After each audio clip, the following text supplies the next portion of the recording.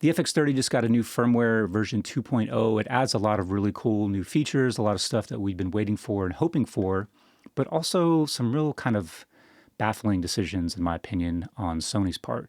So I wanted to talk about it. The FX30 is now on version 2.0, but the FX3 got the same update, which changes that camera over to version 3. And while a lot of this video is going to be me sort of complaining, I wanted to add a little bit of value. So if you do have the FX30, make sure you check the version that you are currently running, because if you're on a version older than 1.05, you need to upgrade to 1.05 before you get to version 2. So if you're real excited, pause, take a breath, and check your camera to see what version you currently have, and then make sure that you get 1.05 before version 2 if you need to. That out of the way, let's run through what was added in this new firmware. Checks notes, what's been added? Number 1, DCI 4K. Number 2, true 24 frames per second. So if you're not familiar, these cameras typically shoot in 23.98 or 20.29.9 something. We won't really get into the reasons for that, but this now allows you to shoot in an actual 24 frames per second. If you are in DCI 4K mode, in true 24p mode, you have the option to shoot in 48 frames per second in S&Q. So there was no 48 frames per second previously, but now you have that option with those caveats. Number 3 new feature is an anamorphic D-squeeze, so you can monitor with the LCD screen both while recording and while playing back. Number 4, it allows for S&Q to be mapped to a custom button, which on these cameras I guess is important because typically you would have to go to the mode menu and then select S&Q, whereas on the traditional alpha cameras, there's usually an S&Q on the mode dial. I guess it makes that whole process a little bit faster. Number 5 is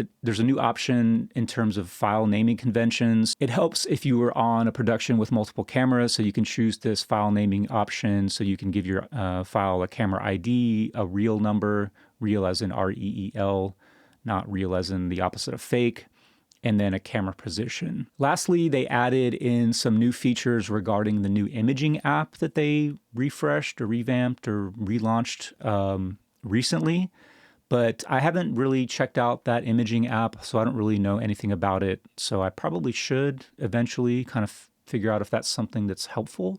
My interpretation was that it was mostly targeted at photographers, but obviously if they're pushing integration with the FX30 and the FX3, there must be some kind of filmmaking benefit to it. So those are the updates. So some big ones that we've definitely been waiting for that should have been here really from the beginning, but better late than never. But there are also some kind of weird limitations, and let me get into that real quick. Starting with DCI 4K. On the FX30, what it looks like it's doing is just cropping the tops and bottoms off of the 16:9 aspect ratio, and then downscaling. So from the 6K sensor, it looks like it's still downscaling to 4096 by 2160.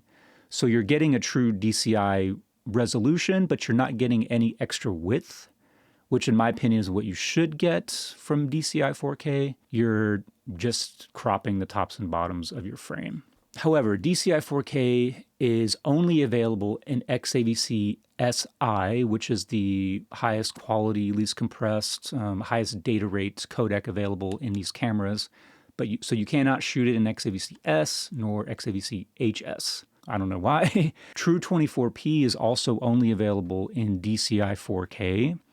I don't know why. I mean, I've seen movies that are in 16:9, but I guess Sony doesn't believe that's true. The 48 frames per second is only available in 24p mode. So if you're in 23.98 or whatever, you don't have the option to shoot 48 frames per second. Lastly, in DCI 4K, XAVC SI, the highest S&Q frame rate option is 48, so there's no 60 and there's no 120. You also need a CF Express card to shoot DCI 4K 48 frames per second S&Q. Cannot shoot it with a V90 card. Moving on to the anamorphic D-squeeze, the only two options are 1.3 times D-squeeze and 2 times. There's a lot of 1.33 times anamorphic lenses kind of at the low end, Sirue.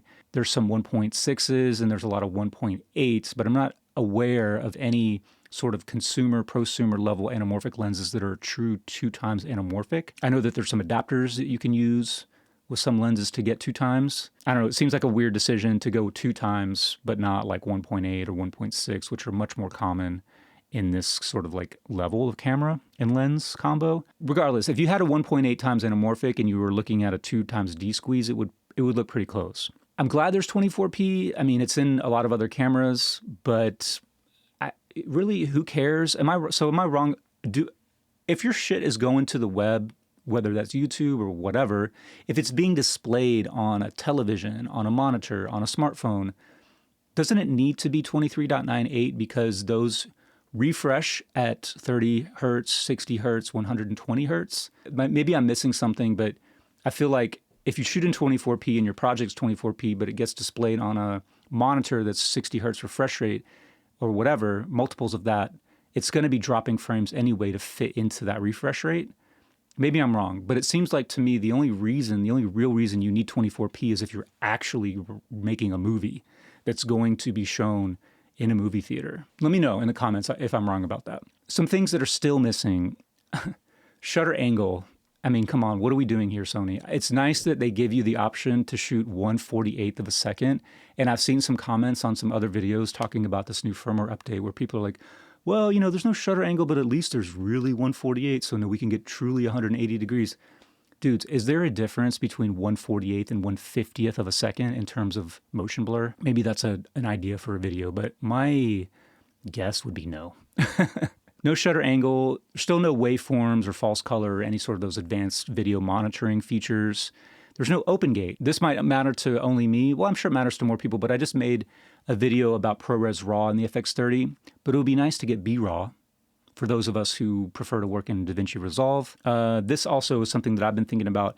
I really like the new shooting menu that's on the FX30 and the FX3, and also I think the A7R5. That has been here, so it's not a new thing with this firmware, but I wish there was a way to call up that shooting menu separate from the main all-encompassing menu.